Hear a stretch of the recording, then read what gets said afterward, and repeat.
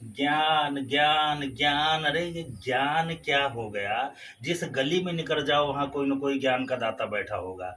जिस घर में जाओ वहां कोई ना कोई ज्ञानी बैठा होगा। इतने मठ मंदिर बन गए हर मोहल्ले में, हर गली में, कि कभी हमको लगता है जब से सृष्टि बनी इतने धर्म के अड्डे और धर्म के स्थान तो कभी थे ही नहीं। लेकिन इसके बाद भी धर्म की दुर्गति हो ही जा रही है। इसका कारण जानते हो क्या है? कि ज्ञान बिन मांगे बंटने लगा। जिसको देखो वही ज्ञान बांट रहा है। ज्ञान जानकारी कुछ नहीं, लेकिन ज्ञानी बने जिसको देखो वो ज्ञान ही बांटता फिर रहा है। जरा सा उन्हें किसी से कहीं देखा सुना और पढ़ा समझा, पूर्ण ज्ञान नहीं है, लेकिन दूसरे को समझाने के लिए वो बड़े भारी संत बन गए, बड़े भारी महात्मा बन गए, और खुद पे एक भी परसेंट परिवर्तन नहीं ला पाए। ऐसे ज्ञान से केवल विनाश ही होगा। इतने संत, इतने महंत, इतने धर्माचार्य होने के बाद भी आज बताओ कि जो दुर्गति हिंदू समाज की है, ये दुर्गति किसी अन्य समाज की हो रही है।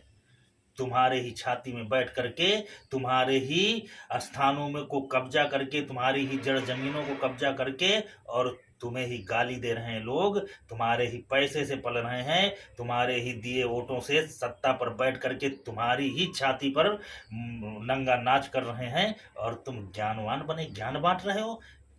अब धिक्कार है ऐसे ज्ञान पे। क्या इस ज्ञान को करेंगे? क्या इस ज्ञान की गठरी का हम बोझ बना करके करेंगे? अरे ज्ञान नहीं, हम यथार्थ की बात करेंगे। आप यथार्थ जानो हमसे, हम यथार्थ बताएंगे कि यथार्थ ये होता है कि गाधि तनय मन चिंता व्यापी, कही विधि मरे निशाचर पापी। उस विश्वामित्र को चिंता हुई कि रावण जैसे आतताई, जो जहि विधि होए धर्म निर्मूला, करहि सदा वेद प्रतिकूला। ये कार्य थे रावण जैसे निशाचरों के, और आज भी यही हो रहा है। और ये कैसे इसका विनाश होगा? ये ऋषि मुनि तो उस समय भी तमाम थे, तमाम संत थे, तमाम मठ थे, लेकिन किसी ने कुछ किया?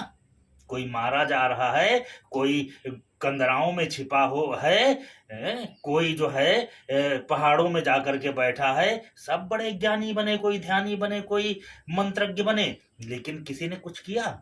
नहीं किया।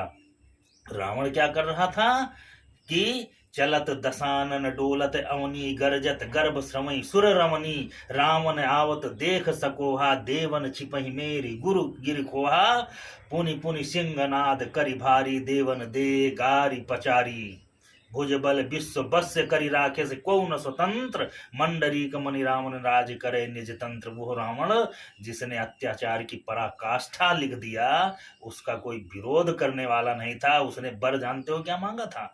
उसने वर मांगा था कि हम केवल हम काहू के मरे न मारे, बानर मनुज मात्र द्विबारे। उसने कहा कि केवल मनुष्य और बानर, इन दो को छोड़कर हमारी किसी से मृत्यु न हो। ये भगवान ब्रह्मा से उसने वरदान मांगा। जानते हो क्यों? उसको पता था कि हम किसी को मनुष्य रहने ही नहीं देंगे। जब मनुष्य कोई बचेगा नहीं तो फिर हमारे मारेगा कौन? इसलिए वो सबको निशाचर बना रहा है, सबको असुर बना रहा है, सबकी मानवता खत्म किए दे रहा है। और जब जब मानवता खत्म होती है, धर्म खत्म होता है, तो भगवान का अवतरण होता है। जब जब होई धर्म कै हानि, बाढ़ी असुर महाअभिमानी, तब तब प्रभु धरि मनुज शरीरा, हरि सदा सज्जन कर पीरा।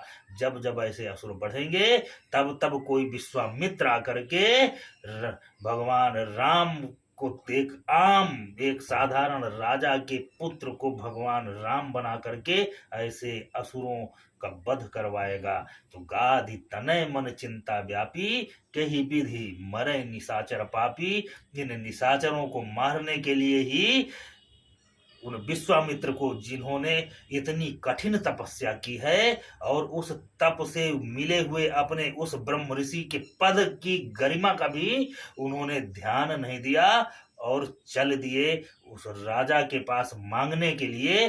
किसके लिए?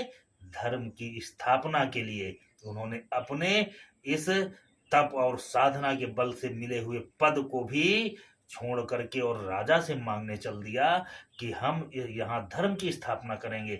ये त्याग होता है, ये संत होते हैं, ये ऋषि होते हैं कि ऋषि जो है राजा से मांगने चले गए और मांग करके लाए भगवान को, और सारे अपने अस्त्र शस्त्र शिक्षा दीक्षा दीक्षा से भगवान राम को परिपूर्ण करके असुरों का विनाश करवा दिया। तो ज्ञान ये है कि यथार्थ आप देखो, यथार्थ में कोई आप की जमीन छीन रहा है, आपकी हत्या करना चाहता है, आपके का नुकसान कर रहा है, अब आप माला फेर करके उससे अपनी सुरक्षा कर पाओगे क्या? अरे यथार्थ तो ये होता है कि जिस तरीके से हो सकता है आप उससे अपने को बचाओ। अब उसके लिए आपको साम दाम दंड भेद कुछ भी अपनाना पड़ सकता है। मात्र माला फेरने से आपके काम बनने वाले नहीं हैं।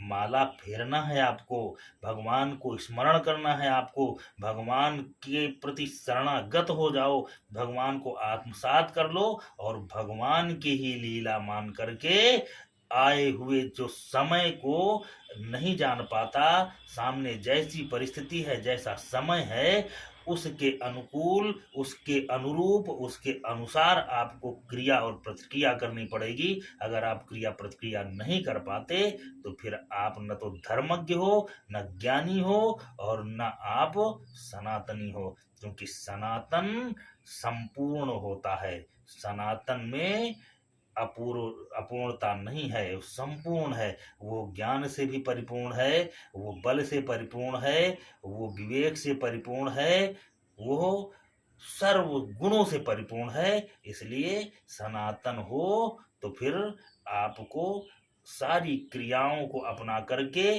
श्रेष्ठता के लिए अपने को श्रेष्ठ बनाओ और श्रेष्ठ समाज का निर्माण करो। उस श्रेष्ठ समाज के निर्माण करने में जो भी बाधाएं आती हैं, उन बाधाओं का डट कर मुकाबला करो। उन पे आपको लड़ना भी पड़ सकता है, मारना पड़ सकता है, और